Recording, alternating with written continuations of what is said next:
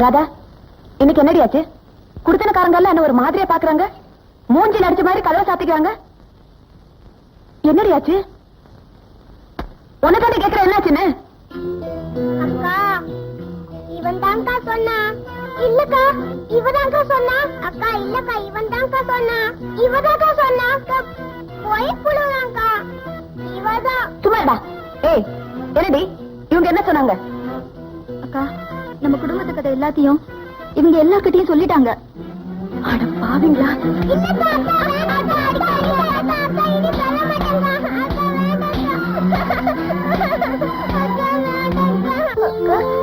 சொல்ல மாட்டோம்க்கா. அக்கா, என்ன சொல்ல மாட்டோம்க்கா. அக்கா, அடிக்காதீங்கக்கா. அடிக்காதீங்கக்கா. நல்ல வேலைக்கா. அப்பா அம்மாவை கொலை பண்ணிட்டு தானும் தற்கொலை பண்ணிட்டாரு. அது வரைக்கும் நான் சொல்லிருக்காங்க. அதுக்கு மேல எதுவும் சொல்லலக்கா. அடி பாவி, இத முதல்லயே சொல்லி தொலைச்சிருக்க கூடாதா? அந்த விஷயம் தான் பேப்பர்ல வந்து எல்லாருக்கும் தெரிஞ்சு போச்சு. அதுக்கு மேல நடந்தது சொல்லிட்டாங்களோன்னு தான் பயந்துட்டேன். அதனாலதான் இப்படி போட்டு அடிச்சேன். என்ன விட்டுருங்க, எனக்கு இந்த கல்யாணம் வேண்டாம். எனக்கு இந்த கல்யாணம் வேண்டாம். என்ன விட்டுருங்க, என்ன விட்டுருங்க.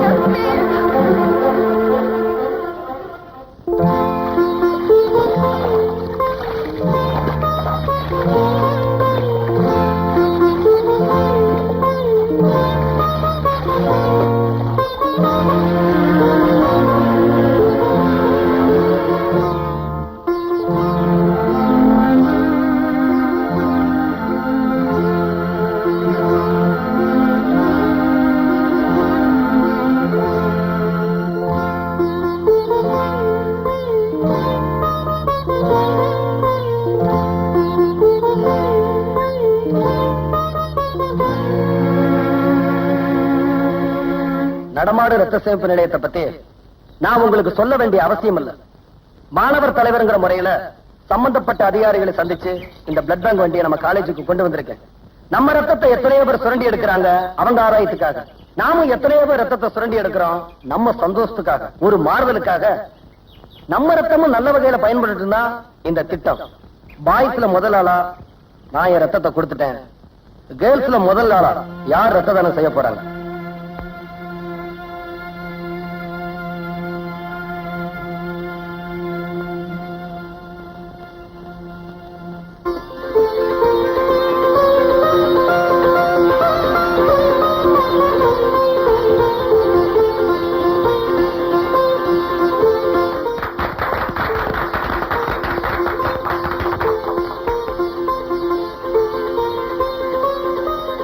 ஒரு காலேஜ தலைமை தாங்கி நடத்தி செல்ல விஜய் மாதிரி ஒரு மாணவர் இருந்தா போதும், நம்ம நாடு எங்கேயோ போயிடும்.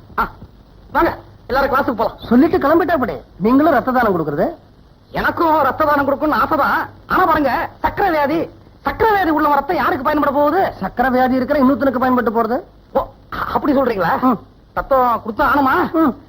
சார், ஊசியால குத்தித்தானே ரத்தத்தை எடுப்பாங்க. ரொம்ப வலிக்குமா? நீங்களே டெஸ்ட் பண்ணி பாருங்க. வாங்க.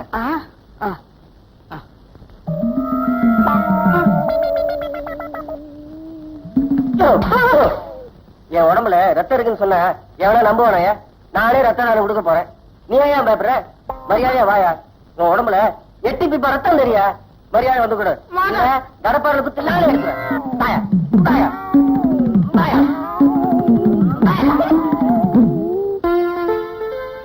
Hats off to you for the idea. Thank you. எடுத்து சொன்ன என்னை விட முதல்ல நடத்தி காட்டின நீங்க தான் ரியலி கிரேட் மேடம். உங்களோட எல்லா வித்தியாசமான முயற்சிகளுக்கும் என்னோட ஆதரவு எப்பவும் உண்டு. தேங்க்யூ. ஸ்டூடெண்ட்ஸ் மத்தியில பல சீர்திருத்தங்களை செய்யலாம்னு நினைக்கிறேன். உங்ககிட்ட ஏதாவது ஐடியா இருந்தா சொல்லுங்க, உடனே நடத்தி காட்டுறேன். கண்டிப்பா. விஜய், பொம்பளைங்க ஐடியா சொன்னா தான் ஒத்துக்குவியா? ஆம்பளைங்க சொன்னா ஒத்துக்க மாட்டியா? என்ன சார் விளையாடுறீங்க? நீங்களும் சொல்லுங்க, உங்ககிட்ட ஏதாவது சீர்திருத்த ஐடியா இருக்கா?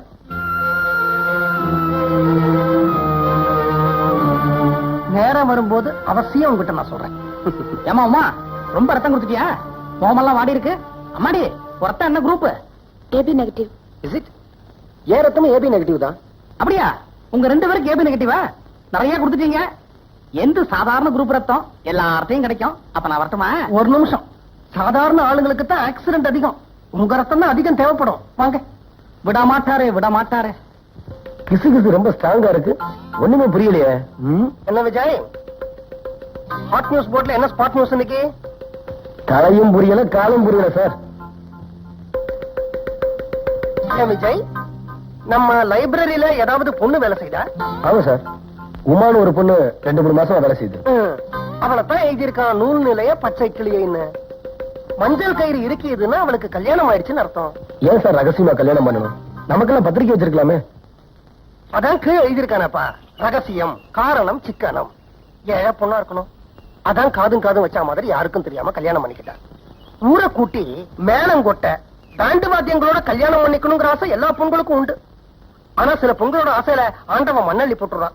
இப்போ இந்த காலேஜுக்கு நானே ஸ்டூடெண்ட் லீடரா இருந்தேன்னு வச்சுக்க, பாக்கெட்ல கை விடுவேன், கர்ச்சீப்ப வெளியில எடுப்பேன், எல்லா ஸ்டூடெண்ட்ஸ்க்கும் டொனேஷன் கலெக்ட் பண்ணுவேன், அந்த பொண்ணுக்கு ஓஹோன்னு ஒரு வரவேற்பு கொடுப்பேன். ஏன்னா எனக்கு அந்த பெருந்தன்மை இருக்கு.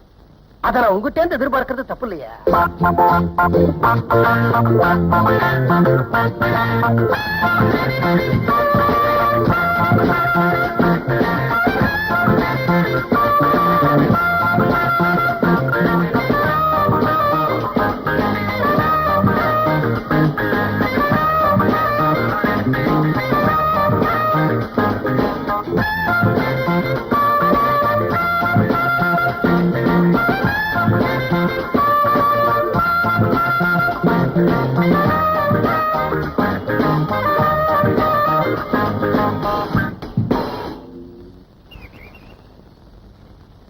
பாட்டு முடிஞ்சு வச்சு ஆட்டு நிறுத்தியா? நிறுத்த முடியல. நீ வந்து நிறுத்தா. நான் உணர்ச்சி வசப்பட்டேன். இனிமேல் ஆட்டத்தை நிறுத்த முடியாது. நிறுத்தியா நிறுத்தியா நிறுத்தியா நிறுத்தியா நிறுத்தியா நிறுத்தியா அப்படி. No no no no, I can't accept this explanation. இந்த காலேஜிலே ஒரு பொறுப்பான பதவியில் இருக்கிற மாணவர் தலைவர் நீங்க, அதை விட பொறுப்பான பதவியில் இருக்கிற லெக்சரர் நீங்க. எப்படி ஒரு கல்யாணம் ஆகாத பொண்ணுக்கு கல்யாணம் ஆனதா நீங்க வரவேற்பு கொடுக்கலாம்? சாரி சார், ஹாட் நியூஸ் போர்ட்ல எழுதி இருந்தது அவங்களுக்கு சிக்கனம் திருமணம் நடந்ததா, அதை வச்சுதான். அந்த நியூஸ் உண்மையா பொய்யான்னு சோதனை பண்ணீங்களா? எக்ஸ்கியூஸ் மீ சார், போன வாரம் அதே ஹாட் நியூஸ் போர்ட்ல உங்களுக்கு ஒரு குழந்தை பிறந்ததா செய்தி வந்திருந்தது. உடனே நாங்க வந்து உங்களுக்கு ஸ்வீட்ஸ் எல்லாம் கூட கொடுத்தோம். அந்த குழந்தை உங்களுக்கு தான் பிறந்ததா இல்லையா நாங்க சோதனை பண்ணி பார்க்கல. I will shut up sir. உங்க 2 பேரையும் நான் கடுமையா எச்சரிக்கிறேன். இனிமே இந்த மாதிரி தப்பு நடக்காதுன்னு எதிர்பார்க்கலாமா? எதிர்பார்க்கலாம் சார். ஓகே, நீங்க போகலாம். எக்ஸ்கியூஸ் மீ சார், ஒரு சின்ன விஷயம். அந்த பொண்ணை பார்த்தாலும் சின்ன பொண்ணா தெரியல, கல்யாண வயசு வந்த மாதிரி தான் தெரியுது.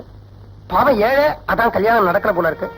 நீங்க பிரின்சிபால், வயசானவர், இந்த காலேஜுக்கே பெரியவர், உங்க வாயாலே அந்த பொண்ணுக்கு சீக்கிரமா கல்யாணம் நடக்கணும் அப்படின்னு ஆசீர்வாதம் பண்ணக்கூடாதா சார்? இப்ப சொன்னீங்களே, இது எவ்வளவு நல்லா இருக்கு. இத பாருமா, நான் வயசுல மூத்தவன், உன்னை மனப்பூர்வம் ஆசீர்வாதம் பண்றேன். உனக்கு கூடிய சீக்கிரம் கல்யாணம் நல்லபடியா நடக்கும். ஏன் சார், இப்போ அந்த பொண்ணை ஆசீர்வாதம் பண்ணீங்களே, அவங்களுக்கு ஏற்கனவே கல்யாணம் ஆயிடுச்சா ஆகலையான்னு சோதனை பண்ணி பார்த்து ஆசீர்வாதம் பண்ணீங்க. சார், அவங்களுக்கு ஏற்கனவே கல்யாணம் நடக்கலன்னா நீங்க ஆசீர்வாதம் பண்ணது சரி. அவங்களுக்கு ஏற்கனவே கல்யாணம் நடந்திருந்தா, சோ ஏற்கனவே கல்யாணமான ஒரு பொண்ணை நீங்க ஆசீர்வாதம் பண்றீங்க, உனக்கு கூடிய சீக்கிரம் கல்யாணம் நடக்கணும்னு. அப்ப ஏற்கனவே கல்யாணம் பண்ண புருஷன் என்ன பண்ணுவான்? அவன் கோர்ட்ல போய் உங்க மேல கேஸ் போட மாட்டான? ஐயோ ஏமா, உனக்கு கல்யாணம் ஆயிடுச்சா இல்லையா? ஏற்கனவே ஆயிடுச்சாமா? ஏற்கனவே ஆளு விஷயத்தை குழப்பாம சொல்லணும்.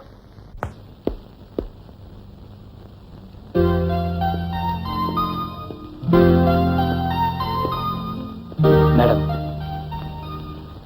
மன்னிப்புக்கு மேல ஏதாவது வார்த்தை இருந்தா கேட்கணும்னு நினைக்கிறேன். ஆனா தெரியல, உங்க மனசை ரொம்ப புண்படுத்திட்டேன், அதுக்காக வருத்தப்படுறேன். நானும் உங்க மேல எந்த தப்பும் கிடையாது. எய்தவன் எங்கோ இருக்க அம்பை நோவதியே. என்ன மேடம் சொல்றீங்க? இல்ல, போர்டுல எழுதினவங்கள சொன்னேன். மேடம், உங்களுக்கு தெரியுமா, உங்க கல்யாணத்தை பத்தின ஒரு உண்மையை நான் கண்டுபிடிச்சிட்டேன்.